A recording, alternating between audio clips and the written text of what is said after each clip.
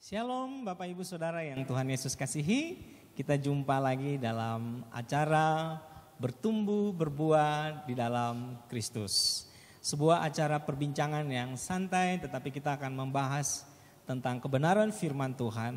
Dan saya percaya di tengah situasi yang kita hadapi hari-hari ini, hanya firman Tuhan yang akan membuat kita kuat bertahan.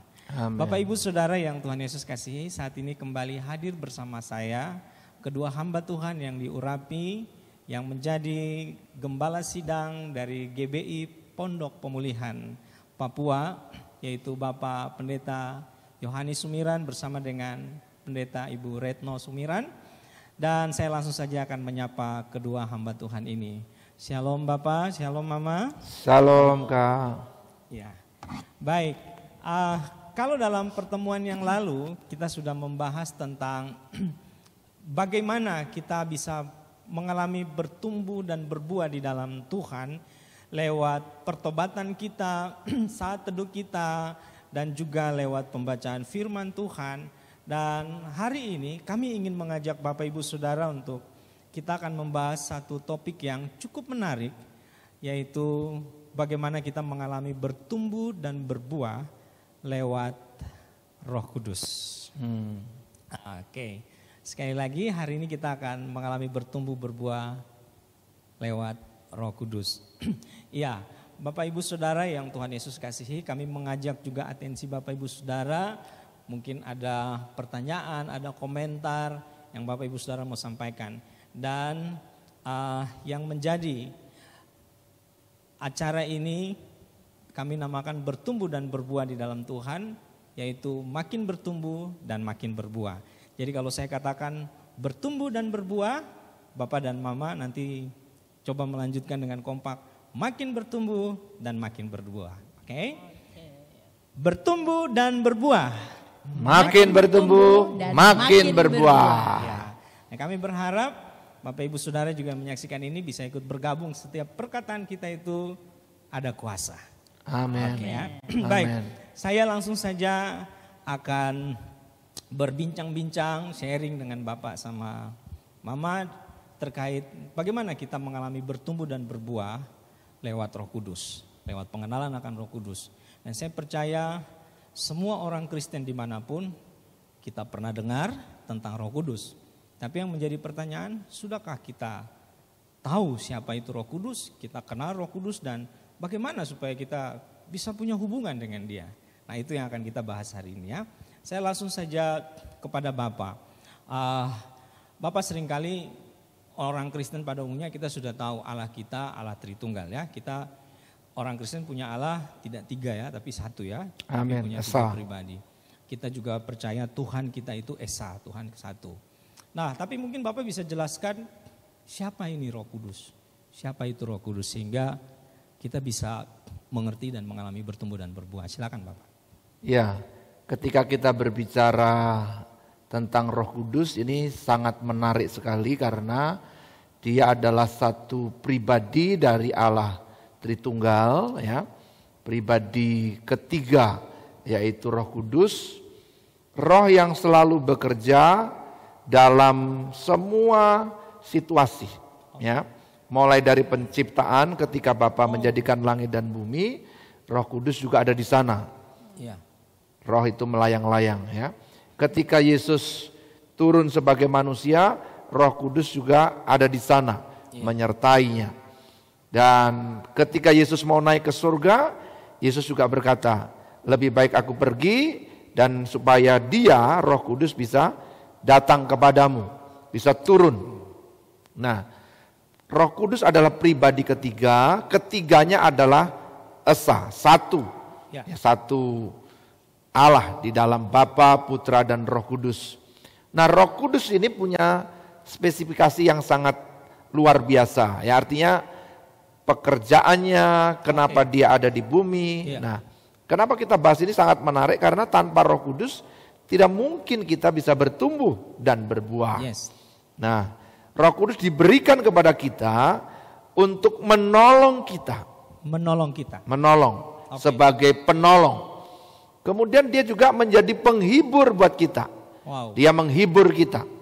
Tetapi dia juga mengajar segala sesuatu kepada kita. Ya, semua hal diajarkan kepada kita. Oke. Bukan hanya firman, tapi juga semua hal yang lain diajarkan kepada kita. Nanti kita bisa perdalam itu. Nah, Roh Kudus juga memimpin kita dalam seluruh kebenaran. Dia akan membawa kita kepada seluruh kebenaran Tuhan. Roh Kudus juga akan menginsapkan kita akan dosa. Menginsapkan kita akan dosa, akan kebenaran. Ya. Dia juga bisa memberitahukan hal yang akan datang kepada kita. Terlalu banyak kalau kita bahas kenapa kita. Nah, seharusnya Roh Kudus ini menjadi pribadi yang sungguh-sungguh diinginkan oleh setiap orang percaya. Kita mesti menginginkan dia ada bersama dengan kita, karena memang dia memang sudah diutus untuk menyertai kita. Untuk melakukan semua tadi yang saya sampaikan. Tetapi kemudian banyak orang tidak menyadari itu. Ya. Hanya disadari di tempat-tempat ibadah, saat-saat berdoa, tapi saat-saat yang lain yang sesungguhnya sangat diperlukan dalam hidup kita, justru kita tidak bergaul dan berbicara dengan dia. Nah itu. Oke, luar biasa penjelasan dari Bapak buat kita semua. Berarti bahwa Roh Kudus ini adalah Allah sendiri ya. Amin. Roh Kudus adalah Tuhan sendiri. Di mana tadi Bapak sudah jelaskan secara ringkas buat kita, pekerjaan-pekerjaan dari Roh Kudus adalah Roh Kudus menolong kita, Roh Kudus menghibur kita, mengajarkan kita, bahkan menginsafkan kita akan dosa-dosa kita ya. Oke, saya ingin ke Mama. Tapi kan seringkali orang Kristen itu, maaf ya, mungkin karena hanya lihat dari film Tuhan Yesus, atau mungkin jarang dengar khotbah dari pendeta yang di gereja atau di mana saja yang bicara tentang Roh Kudus, sehingga dalam image orang Kristen pada umumnya kan Roh Kudus itu burung merpati itu. Apalagi nonton film Tuhan Yesus, burung merpati dia terbang, dia hinggap. Jadi kalau nanti orang Pentakosta tepuk tangan gitu ya. Tepuk tangan. Itu lagi. Dan kalau saya makan merpati goreng, saya makan Roh Kudus goreng ini. Jadi kira-kira mungkin Mama bisa jelaskan Roh Kudus bukanlah pribadi Allah yang lebih kecil dari Bapa dan Tuhan Yesus kan? Tapi seperti apa gambaran yang Mama bisa jelaskan tentang Roh Kudus? Jadi Roh Kudus ya, tadi dikatakan tidak lebih kecil, tidak lebih besar ya. Tapi menjadi satu dengan Bapa dan Yesus sendiri, Putra sendiri ya. Jadi kalau itu kan tadi orang bilang merpati, itu kan lambang ya, lambang seperti itu. Ya. Tapi salah satu lambang. Yang saya sekarang mau sampaikan ya, bahwa Roh Kudus itu seorang pribadi tadi ya. Seorang pribadi, tadi Bapak Sumiran mengatakan bahwa harusnya setiap orang percaya itu menginginkan ya dalam hidup sehari-hari, bukan hanya ketika ada di gereja, ketika ada di ruang doa ya. Tapi dalam hidup sehari-hari. Betul. Nah, banyak orang kan meninggalkannya di ruang doa, meninggalkannya di gereja. Sehingga waktu jalan dia berjalan sendiri tanpa Roh Kudus. Padahal Roh Kudus diberikan Bapa supaya dia menyertai kita sampai selama-lamanya. Menolong kita tadi, kemudian menghibur kita, kemudian menuntun kita dalam seluruh kebenaran. Jadi kalau Roh Kudus itu kita libatkan, saya pakai istilah libatkan dalam kehidupan kita sehari-hari, dalam setiap langkah kita, maka kita akan menjadi orang yang benar-benar menjadi bertumbuh dan berbuah itu sendiri. Seperti itu. Baik, terima kasih Mama. Saya garis bawahi kata melibatkan.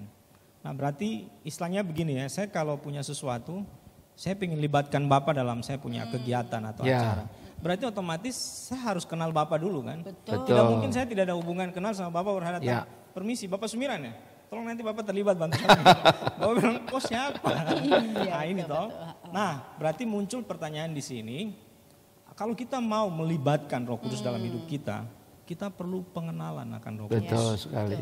Nah mungkin Bapak bisa jelaskan pada kita bagaimana cara kita untuk bisa mengenal dan mengalami Roh Kudus. Silakan Bapak. Iya, jadi Roh Kudus ini kan ada pribadi yang diutus Tuhan kepada kita.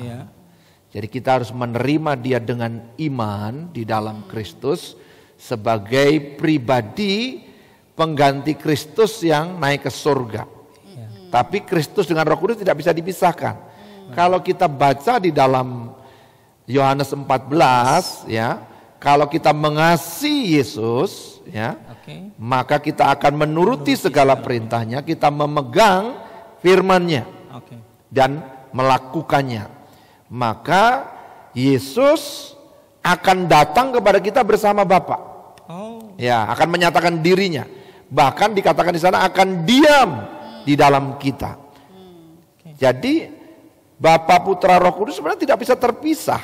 Ya, ketika kita mentaati Roh Kudus, pribadi Roh Kudus ini di dalam kita, sebab dia akan mengingatkan perkataan-perkataan Yesus yang dari Bapa lewat firman itu, kita akan diingatkan.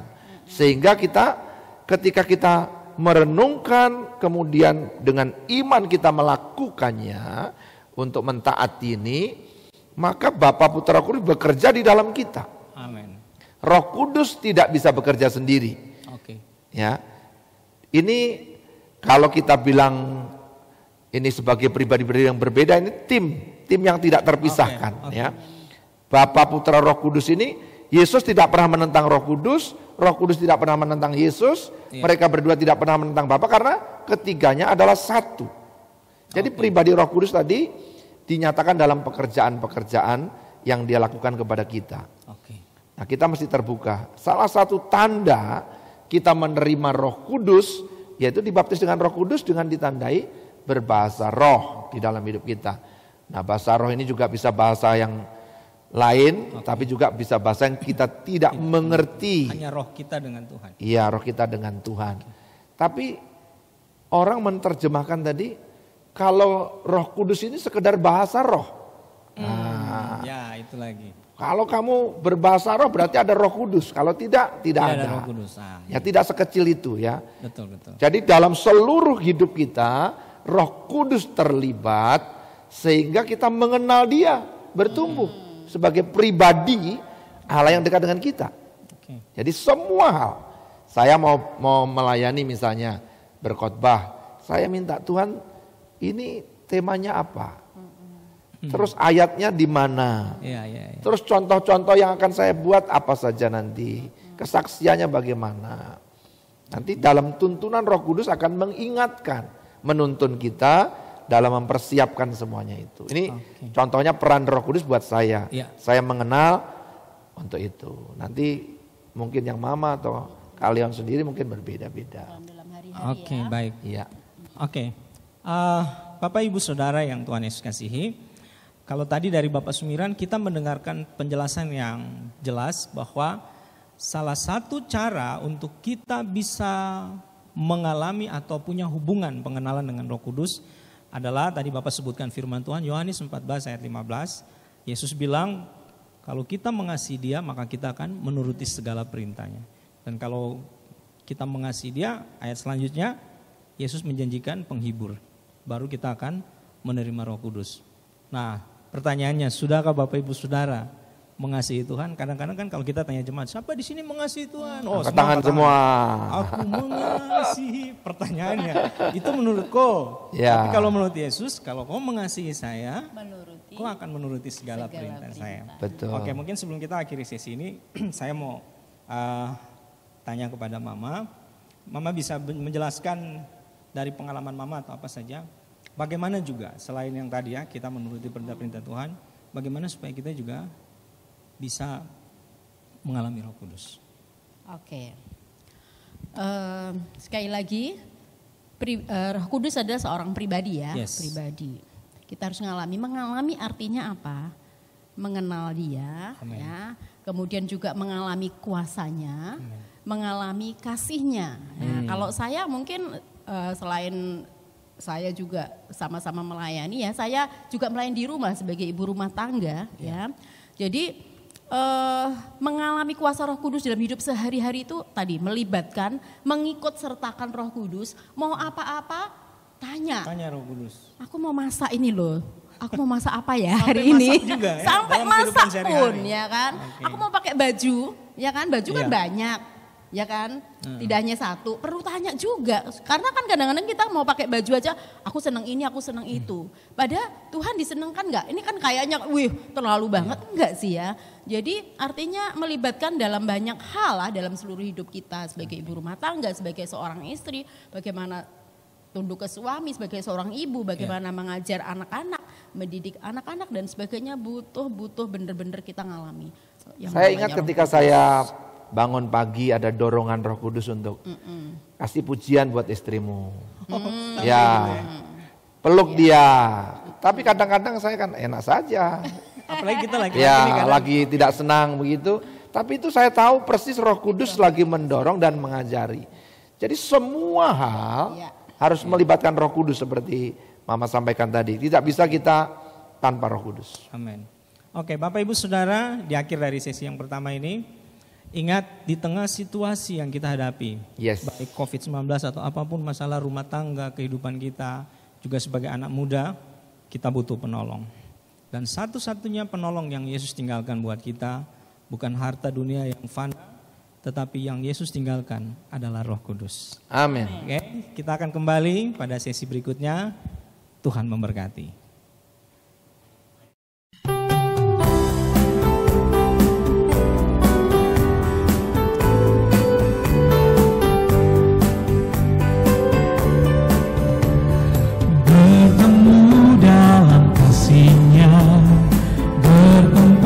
Dalam anugerahnya bersuka cita semua di dalam rumah Tuhan, bertemu dalam kasih-Nya, berkumpul dalam anugerahnya, bersuka cita semua di dalam rumah Tuhan. Oh saudaraku dan saudariku, Tuhan cinta dan mengasihimu. Mari bersuka cita semua di dalam rumah Tuhan. Oh saudaraku dan saudariku, Tuhan cinta dan mengasihimu.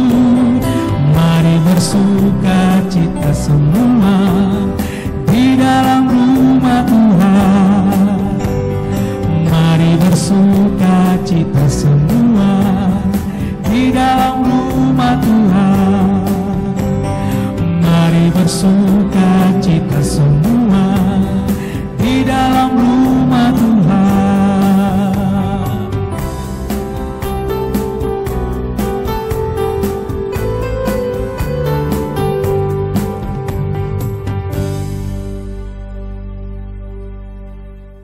Bapak Ibu Saudara, kita kembali lagi dalam acara perbincangan kita, bertumbuh dan berbuah di dalam Kristus. Kembali masih ada bersama saya Bapak dan Mama Sumiran dalam acara kita bertumbuh dan berbuah, makin bertumbuh dan makin berbuah. Baik, Bapak Ibu Saudara yang Tuhan Yesus kasihi, dalam acara ini juga kami menerima SMS, WA dari beberapa Bapak Ibu Saudara yang memberikan pertanyaan terkait dengan materi perbincangan kita pada episode yang sebelumnya. Langsung saja kita akan melihat beberapa SMS atau WA yang sudah dikirim. Yang pertama dari 0822 3964 sekian yang bertanya bagaimana, mungkin di sini apa yang dimaksud dengan fakta. Ini tidak lengkap ini. Apa yang dimaksud dengan fakta tunduk kepada kebenaran? Ya, minggu lalu sempat Mama menyampaikan fakta harus tunduk kepada kebenaran ya. Kalau kita bertumbuh dan berbuah berdasarkan kebenaran firman Tuhan. Oke, mungkin langsung saja Mama yang kedua bisa membahas nanti tentang fakta tunduk kepada kebenaran. Yang berikut Oke, 08128339 sekian. Apakah ciri khas orang yang tinggal dalam firman yang hidupnya diatur oleh Tuhan? Oke, karena ya mungkin nanti bagian yang ini Bapak yang boleh menjawab ya. Karena Tuhan ciptakan kita, Tuhan kasih kehendak bebas. Tapi mungkin dia minta gambaran diatur oleh Tuhan itu seperti apa ya. Oke. Baik, saya langsung saja serahkan kepada Mama untuk menjelaskan fakta tunduk kepada kebenaran. Iya, fakta tunduk kepada kebenaran. Fakta artinya realita atau kejadian yang kita alami. Kebenaran tentu saja kebenaran firman Tuhan ya. Jadi mungkin saya jawab dengan satu kisah ya, kisah atau kesaksian saya. Saya ingat sekali bahwa waktu saya mau berangkat ke Papua itu sekitar 25 tahun yang lalu ya, saya berangkat ke Papua. Semua orang bilang gini, kamu mau ke Papua loh, kamu pasti nanti kena malaria. Karena takut kan? Satu teman dokter begini, kalau gitu kamu minum obat ini. Kemudian saya bilang begini, enggak, saya bilang, saya cukup lama diam, kemudian enggak. Memang sebelumnya saya sudah pernah dengar dan saya katakan saya sudah pernah dengar ini dan saya berdoa sama Tuhan. Kalau saya ke Papua, saya mau Tuhan tapi saya enggak mau kena malaria. Ya, jadi kenyataannya tidak semua ya, tapi kebanyakan orang ke Papua itu kena dengan yang namanya malaria, kenyataannya, faktanya. Tapi kebenarannya adalah bahwa penyakit malaria dan semua penyakit-penyakit yang lain sudah ditanggung oleh Tuhan Yesus di atas kayu salib dan oleh bilur-bilurnya kita sudah sembuh. Saya pegang janji itu ya, dan kenyataannya dan akhirnya sampai hari ini saya nggak pernah kena yang namanya malaria dan saya nggak mau kenalan dengan malaria. Ya itu mungkin seperti itu. Ya, untuk pertanyaan yang pertama tentang fakta tunduk kepada kebenaran sudah dijelaskan. Bapak Ibu Saudara yang rumah dengar baik-baik, bukan hanya malaria, corona atau sakit apapun juga harus tunduk kepada kebenaran firman Tuhan. 1 Petrus 2:24 bahwa oleh bilur-bilur Tuhan Yesus kita sudah disembuhkan. Baik, saya langsung saja kepada pertanyaan kedua. Bapak tolong jelaskan yang tadi disampaikan bahwa apakah ciri khas orang yang tinggal dalam firman yang hidupnya diatur oleh Tuhan? Ya, tinggal dalam firman itu berarti membiarkan diri kita untuk dipimpin, diatur oleh firman. Ya, jadi kalau firman tinggal di dalam kita, ya, dan kita tinggal di dalam firman. Kalau firman tinggal di dalam kita berarti kita membiarkan firman masuk kepada kita. Kita baca, kita dengar, kita renungkan. Tapi kalau kita tinggal dalam firman, berarti kita harus menjadi pelaku firman. Nah, ciri orang yang diatur berarti tindakan-tindakannya adalah sesuai dengan firman. Tadi misalnya contoh tadi ada dorongan untuk mengasihi istri dengan taat kepada Roh Kudus, untuk memberikan pujian, untuk membantu, untuk memeluk. Tapi kadang-kadang kita tidak taat kepada itu ya, kepada tuntunan Roh Kudus itu. Itu kan firman. Hei suami, kasihlah istrimu. Itu ekspresi daripada cinta kasih kepada pasangan. Tetapi cinta kasih pertama kepada Yesus karena Yesus yang menyampaikan firman. Sehingga kita mentaatinya dengan kita tinggal di dalam firman itu. Kuncinya adalah kita mentaatinya. Memang Tuhan berikan kita kehendak bebas ya Bapak ya. Betul. Sebagai manusia. Tetapi pilihan ada di kita. Kita mau taati firman atau tidak. Dan saya percaya kalau kita taati firman, maka seperti Yeremia 29 ayat 11, rancangan Tuhan itu rancangan damai sejahtera, bukan kecelakaan ya. Baik. Buat Bapak Ibu Saudara yang sudah mengirim pertanyaan seputar materi kita pada episode yang lalu, dan saat ini kita akan melanjutkan kembali tentang bertumbuh dan berbuah lewat Roh Kudus, lewat pengenalan akan Roh Kudus. Baik, saya langsung saja kembali, mungkin saya ke Mama duluan ya, tentang kita bahas Roh Kudus ya. Saya pernah dengar seorang hamba Tuhan pernah katakan bahwa yang punya ide bikin keluarga di dunia itu Tuhan ya. Jadi ada gambaran Bapa, Putra, Mama, ya, Roh Kudus. Anak. Di surga juga ada Bapa, Anak dan Roh Kudus. Nah, kira-kira Mama mungkin bisa jelaskan apa yang Mama bisa gambarkan peran Roh Kudus. Kalau kita lihat seperti tadi sudah dijelaskan di awal dari Bapak, menghibur, menolong, mengajar. Ini kan biasanya kita waktu kecil yang kalau kita sakit yang hibur kita jarang Bapak toh. Yang ngajar, yang peluk, yang ini biasanya tuh Mama yang duluan. Mungkin Mama bisa jelaskan tentang peran-peran Roh Kudus seperti ini juga. Mungkin ada kesaksian, silakan. Peran Roh Kudus ya kalau diaplikasikan di keluarga seperti perannya Mama, ya kan? Tapi Roh Kudus bukan mama loh ya. Ya, betul. Itu harus diingat baik-baik. Artinya apa? Mama itu yang menolong, ya, yang menolong, yang selalu ada. Bukan berarti bapak nggak selalu ada, tapi kan kebanyakan dalam satu keluarga, mama yang paling banyak waktunya dengan anak-anak. Yang biasanya anak-anak selalu tanya, mama, apa-apa mama gitu kan, seperti itu. Tidak semua sih, tapi yang jelas seperti itu ya. Jadi Roh Kudus itu gambarnya seperti seorang mama yang siap menolong, siap menghibur ketika anak-anak mengalami kesedihan. Mereka larinya ke mama, minta dipeluk ya, seperti itu. Jadi kalau saya menggambarkan perannya Roh Kudus itu seperti mama dalam keluarga yang selalu siap ya dalam sehari-hari. Apalagi kita dengar bahwa Roh Kudus itu kan pribadi yang manis dan lembut. Kita bapak-bapak ini kan bapak-bapak manis lembut juga ya. Tapi paling banyak mama ya. Oke, baik. Terima kasih penjelasan yang indah sekali dari mama. Oke, saya kembali ke bapak. Bapak bisa jelaskan tidak tentang bagaimana sih kita melihat orang itu seperti tadi sudah melibatkan Roh Kudus, berjalan dengan Roh Kudus, mengenal Roh Kudus. Apa ciri khas seperti apa yang mungkin kita bisa lihat dari orang langsung? Apakah mesti dia gementar-gementar, kayak begitu yang orang bilang bahasa-bahasa yang tidak jelas begitu? Apakah seperti itu? Atau mungkin bagaimana menurut pendapat Bapak sesuai firman Tuhan? Silakan.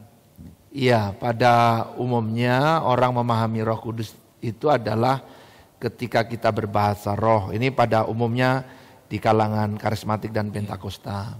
Ketika kita dalam suasana pengurapan ibadah ada gemetar-gemetar, kemudian jatuh dan sebagainya. Tetapi itu hanya salah satu manifestasi yang kecil saja. Nah, tetapi orang yang berjalan dalam pimpinan Roh Kudus, orang yang dipimpin oleh Roh Kudus adalah orang yang ada buahnya. Buahnya. Ya, ada buahnya. Orang itu betul-betul mengasihi, bukan dengan kasih yang pamrih. Tapi kasih yang dari Tuhan, kasih agape. Misalnya contoh yang orang kita tidak suka kepada seseorang itu, tetapi Roh Kudus mendorong kita untuk menolong dia, untuk memberkati dia. Saya berkali-kali didorong oleh Roh Kudus untuk menolong orang yang saya tidak senang. Mudah itu. Tidak mudah. Jadi menolong, ya, jadi semuanya mengasihi, ada sukacita. Kita keadaannya tidak mungkin kita bisa bersukacita, tapi kita terus bersukacita. Makanya orang akan tanya, ini orang ini beda ya, menghadapi banyak pergumulan tapi tetap bersukacita. Tetap ada sukacita, ada damai sejahtera, ada kebaikan, kemurahan, kelemah lembutan, penguasaan diri dan semuanya itu tanda-tanda dia ada Roh Kudus. Juga setia. Ya, setia dengan pasangan, ya, setia dengan keluarga, setia dalam pelayanan, setia di kepegawaian, misalnya hadir tepat pada waktunya, disiplin. Itu ciri-ciri orang penuh Roh Kudus. Tapi penuh Roh Kudus tapi bolosan, ya saya pikir itu perlu dicek lagi apakah betul dia apa ini? Ya, ada Roh Kudus di dalam dirinya. Terima kasih Bapak ya. Bapak Ibu Saudara yang Tuhan Yesus kasih. Jadi hal paling penting yang kita bisa tangkap dari penjelasan Bapak Sumiran buat kita, bicara Roh Kudus, jangan kita lihat dari manifestasinya. Jangan sampai kita lihat orang ini gementar, mulutnya bergerak-gerak ngomong sesuatu yang kita tidak mengerti lalu kita bilang oh ini ada Roh Kudus. Yang ini karena dia diam, ini tidak ada Roh Kudus. Jangan ya. Tapi tidak bisa begitu. Kita tidak bisa lihat dari manifestasi. Tapi tadi Bapak jelaskan kita bisa lihat dari buahnya ya. Galatia 5 ya. Kasih, sukacita, damai sejahtera, kesabaran, kemurahan sampai dengan penguasaan diri ya. Termasuk bukan hanya di gereja, di rumah, di kantor, di lampu merah. Oke.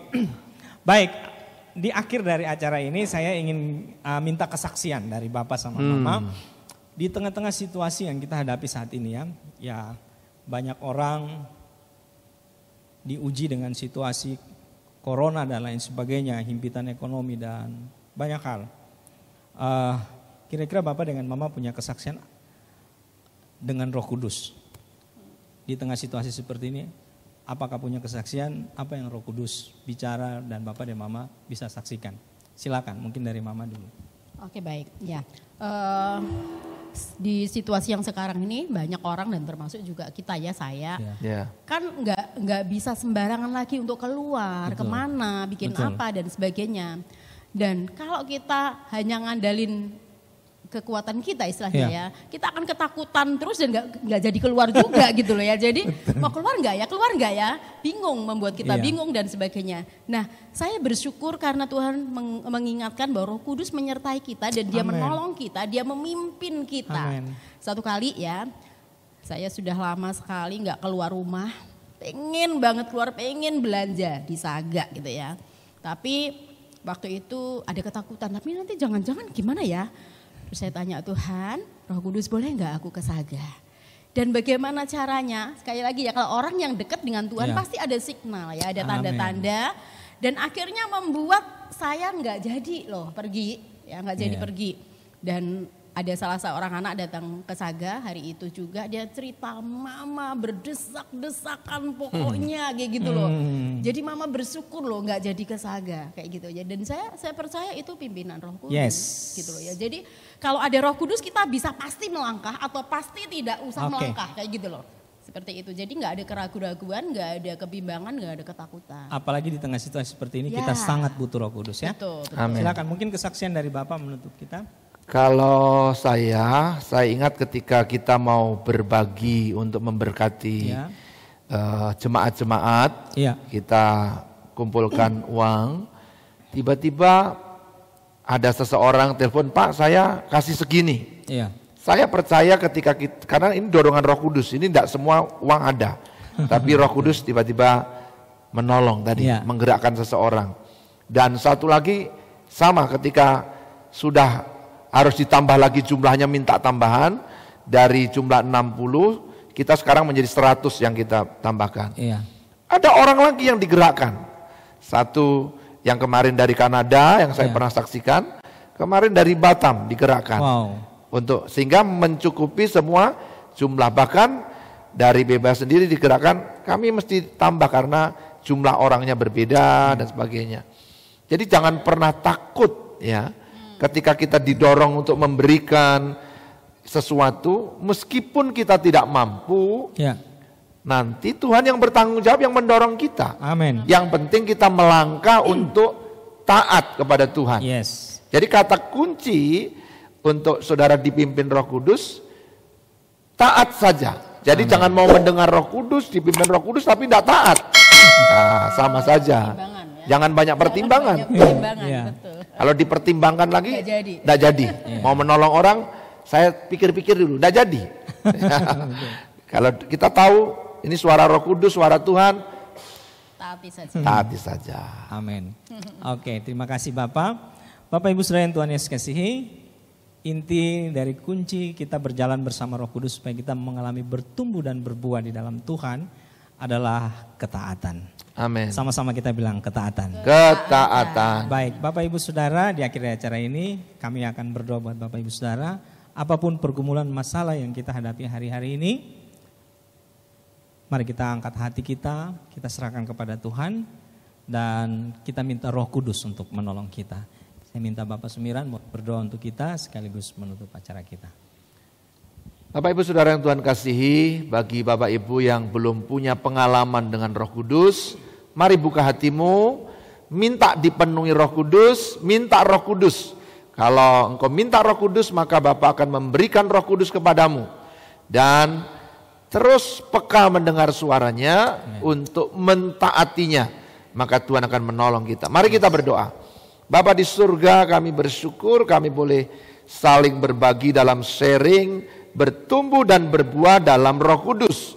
Kami minta di dalam nama Yesus, semua saudara yang mengikuti program ini dimanapun berada, yang rindu hatinya mengalami Roh Kudus di dalam hidupnya, dengan iman kami berdoa meminta Tuhan penuhkan di dalam nama Yesus. Penuhi setiap kami dengan Roh Kudus-Mu.